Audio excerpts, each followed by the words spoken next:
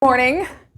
We have been talking about this a lot this week, and we have a lot more to discuss about it. Joining us this morning is Bell Bank's Lynn Paulson, talking about an annual event that they do, reaching out to some of the ag producers in the area and kind of giving them a sense of how the money situation is going to be looking for our region. Lynn, obviously, we know in this region, ag is a huge driver of the health of our economy, and our ag producers are they're kind of getting it from both sides, aren't they? You know, they really are, especially if you're in what we call the row crop business, right? Yeah. If you're in the corn and soybeans and even sugar beets for the most part, there's some pretty stiff headwinds out there right now. And there has been, and there doesn't look to be a lot of clear skies ahead, for the next few years. So we're in a kind of a tough situation. But if you're in the livestock sector, right? If you're in the protein sector, times are really pretty good. Right.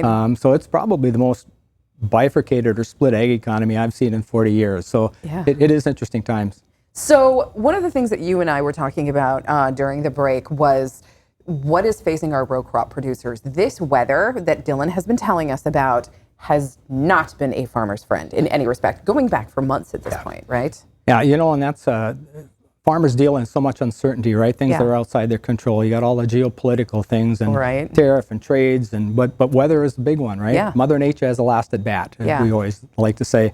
But one of the things that really is concerning a little bit is with the tough ag economy and commodity prices that are generally below break-even numbers. Wow. Producers really are hoping to basically produce themselves into a profit, right? With a larger crop.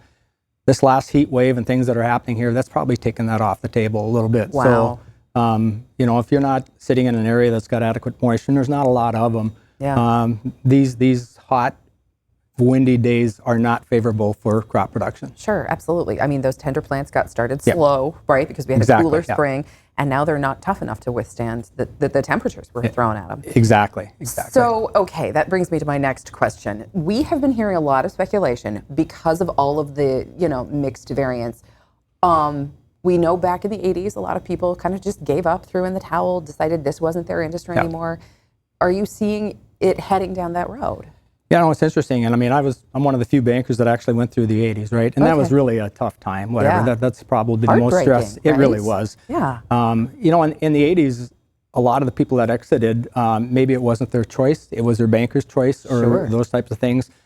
But I think what we're seeing now is that you've got a lot of producers that are in their mid-60s, for example, that have, grounded out for a number of years, and they just may not want to go through another downturn. So they just might look for an off-ramp, right? And look for ways to do that. And as a result, I think this tougher ag economy may accelerate some of the consolidation that is going on. I think it's interesting that there are twice as many farmers over 75 as under 35, right? So that just tells you there's not enough young people to replace the ones that are retiring. And as a result, you're probably going to see operations get larger. Yep. It's really, really difficult for anybody to start new, right? Yeah. The capital requirements are just so high. You're right. It's just going to probably accelerate some of that consolidation. Okay, so we're not at the 80s yet, but we're heading down that road. No, I think the biggest difference, of course, in the 80s, we had, the highest interest rate loan I made in the 80s was 21%, right? Oh my goodness! Wow. We don't have those high interest, higher, but not at those rates.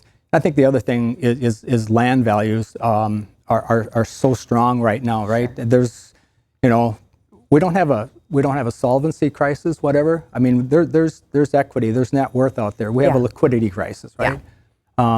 Businesses don't generally fail because they go broke. They go out of business because they run out of cash. And that's really what the producers will be facing a little bit is, can they continue to fund those losses over an extended period of time? All right, lots to discover in the next couple of years for sure. Lynn Paulson with Bell Bank, adding some of his hard-earned wisdom over the years. We'll have all the information for you guys on this conference coming up. That'll be on our website after the show, and we're going to come back and check that weather again right after the break.